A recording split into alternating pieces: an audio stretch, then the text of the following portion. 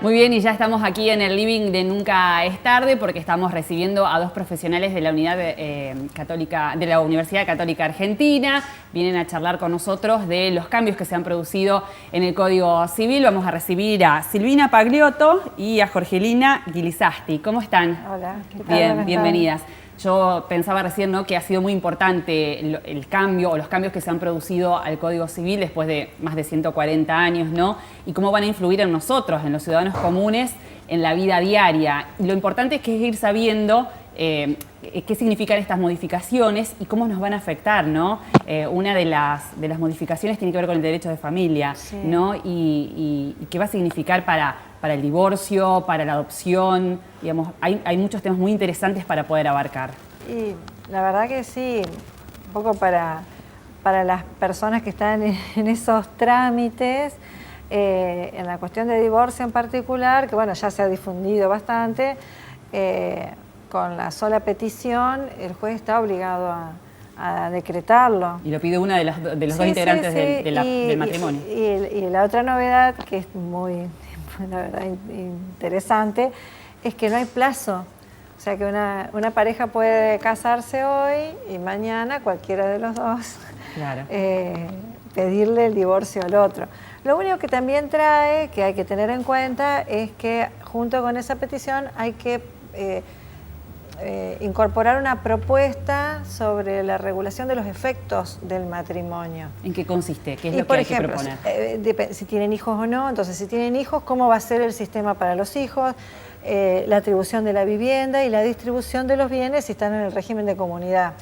Y si los cónyuges, uno le debe alimentos al otro, bueno, sobre esos efectos se tiene que proponer.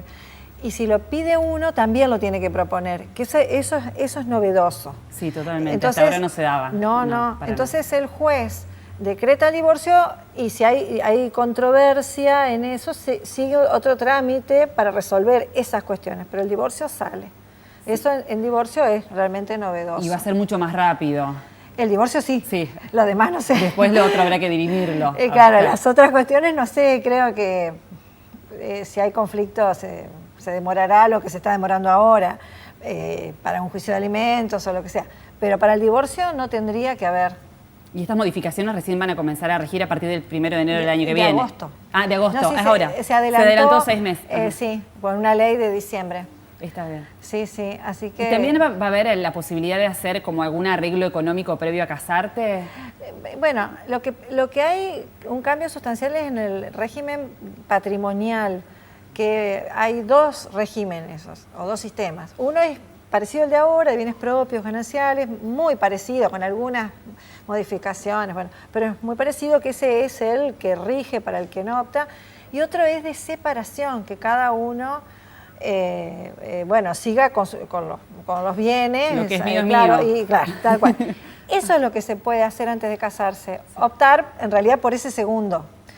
Pero durante el matrimonio también se puede cambiar de uno al otro, del otro al primero. ¿No? También, que esa es otra modificación importante. Pero esa es más de eso no se puede hacer algo nuevo. Por ejemplo, un sistema que tenga un poco de uno y un poco de otro. No. Se tiene que optar. Sí. Y eso, antes de casarse, ya los contrayentes ya lo pueden... ¿Y eso resolver. lo hacen en un escribano? Sí, y lo tienen que inscribir, sí, y se inscribe en el registro civil. ¿Y respecto a la adopción? Y respecto a la adopción hay cambios muy importantes. El primero es que, hay una etapa previa que esto ya rige... Sí. Por distintas vías ya rige, que es el estado de adoptabilidad, pero ahora ya está en el código. Y a partir de ese estado de adoptabilidad que se da cuando el niño está en determinadas circunstancias que no da ahora para explicarlas, a partir de ahí se otorga la guarda para adopción a personas o una persona que está inscrita en el registro. Esto hace que prácticamente desaparecen las entregas directas No están prácticamente, yo diría que están prohibidas. Sí. Están prohibidas. No, porque los padres o una madre que resuelva dar a su hijo una adopción lo tiene que resolver, pero no a una persona determinada. A través del Estado y después del Estado, claro, digamos, se cual, dará a quienes estén en el registro que cumplan con los requisitos. Eso es muy importante. Y después, bueno, no entrando en detalles, todo el sistema, la guardia preadoptiva y después el juicio de adopción, hay mucho impulso por parte del juez, inclusive hasta hay cuestiones que hasta de oficio puede resolver. Por ejemplo, promover el juicio de adopción pasado el término de guarda, que bueno, es un poco como para decir, si se comenzó este trámite, se termina en la adopción. Pero bueno, yo creo que el tema de desterrar las entregas directas, y no sé, es algo que puede traer algunas consecuencias. Sí. El derecho de familia, bueno, es muy interesante, pero también el derecho comercial, ¿no? Sí. Silvina. Sí, bueno, más que el derecho comercial, el tema de lo que yo pensaba tocar era el tema muy controvertido de las obligaciones en moneda extranjera. ¿Y eso qué significan? Digamos, como queda sancionado el Código Civil, hoy es considerado dinero exclusivamente la moneda nacional. Entonces, también se establece que si se hubiesen convenido obligaciones en moneda extranjera, se consagra la opción para el deudor de liberarse entregando el equivalente en moneda nacional.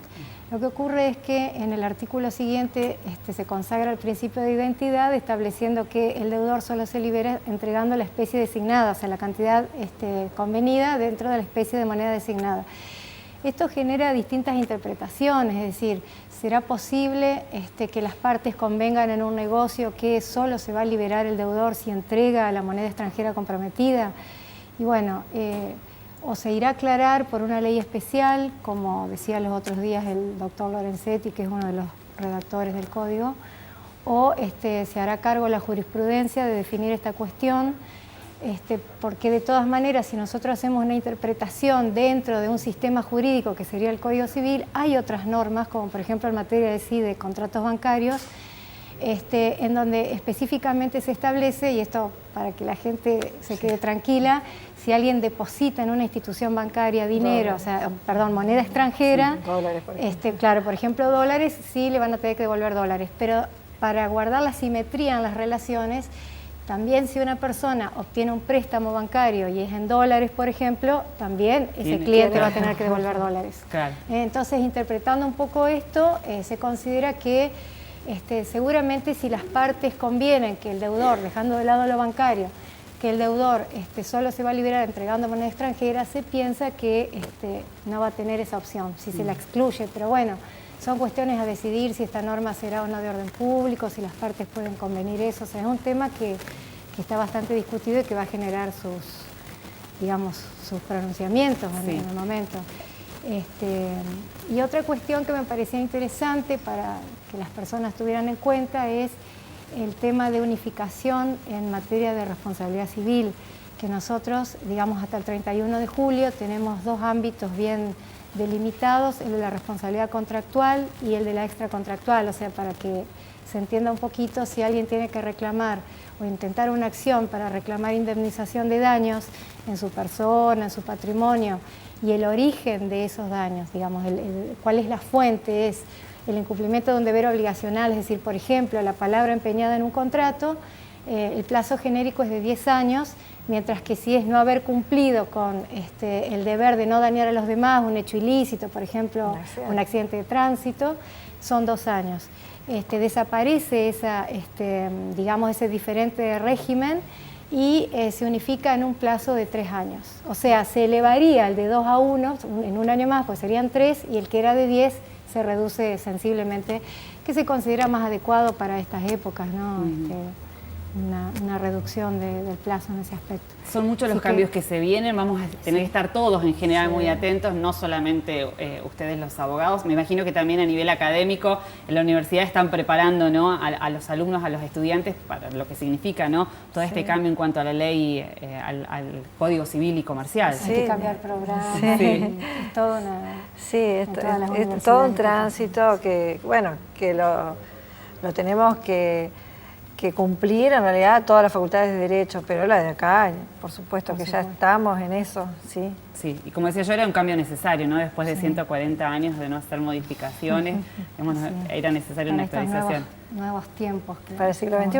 Tal cual. Bueno, yo les agradezco mucho, siempre es muy interesante hablar con ustedes. Este tema es amplísimo, da para analizarlo mucho más, para hablarlo mucho más, así que las invitamos a que vengan pronto nuevamente a charlar de este tema, ya que falta tan poquito, ¿no? Para que empiece a implementarse. En vigencia, sí. Bueno, les agradecemos a Silvina Pagliotto y a Jorgelina Guilizasti por estar aquí. Son docentes de la UCA y estuvimos hablando de los cambios que se vienen en el Código Civil y Comercial.